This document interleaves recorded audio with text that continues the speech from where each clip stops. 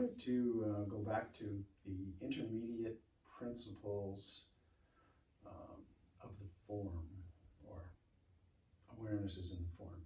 So there's basically it's about connection. So using that term, the whole body is sort of moving as one. So what this does is that there's a weight exchange, and then the movements have timing where they're connected, not only in the equal and opposite force in the hands, but so they're supporting each other's structure. There's a timing which I call the sweet spot. So all this moves together. And I think the best movement to show that is single whip. So in single whip, you've got moving in two directions. So turn, pivot, scoop. So there's equal and opposite force. The structure of my arms is supporting this spine and pelvis, everything right through. Okay, let's do it again. So here, turn, scoop. This is the timing.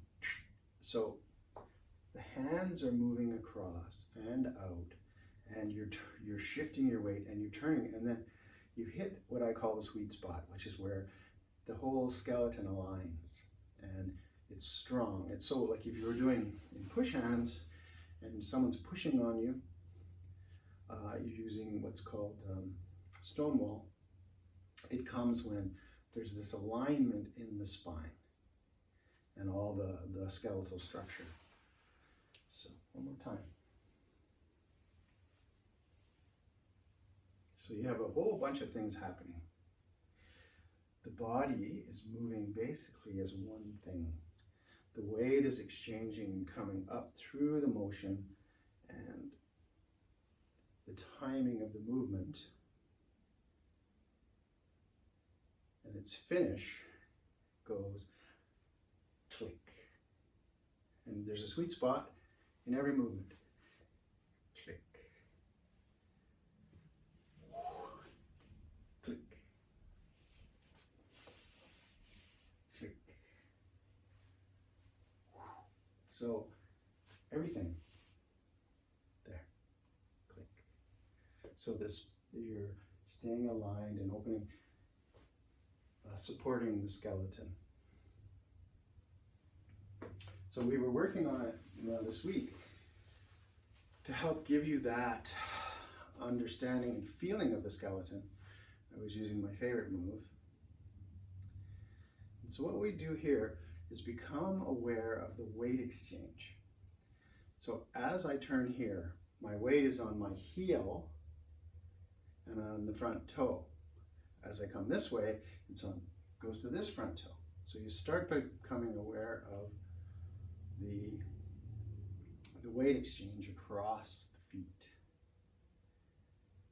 Then you start to feel the bones in your toes. You can feel the structure of your feet across the top. And until you get to the ankle. And you can start to feel the bones moving in the ankle. You'll get a feeling of what that is. Then you go up to the knees. Knees are easy. You get a sense of the bones in the legs. And you come up to the hips. Now here you can feel your hip bones moving in the pelvis if you put your hands on the right spot here. Okay, so you go into the hips, pelvis, and then the spine. Now as you start turning the spine more, you feel it right up to the shoulders. And if you turn a bit more, you can feel it right into the bottom of the skull. So this helps you gain an awareness of the skeleton in the form and in your structure. Click. So this is really important. part of the practice. There's weight exchange, equal and opposite force.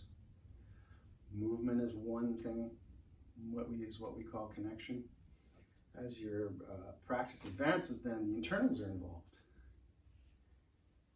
So this one's really important. What I like to do is we use this move to start, get a sense of the skeleton. This is good for equal and opposite. So you can feel, put your awareness in your palms. And if you're lucky, you'll feel the chi projecting from heart 8 on the heart meridian, center of the palm basically. And so you can feel the equal and opposite. So in the next video, I'm going to talk about how the hands and the structure of the hands create pung and create that internal structure and strength in your movement. So you have force in any direction you're moving,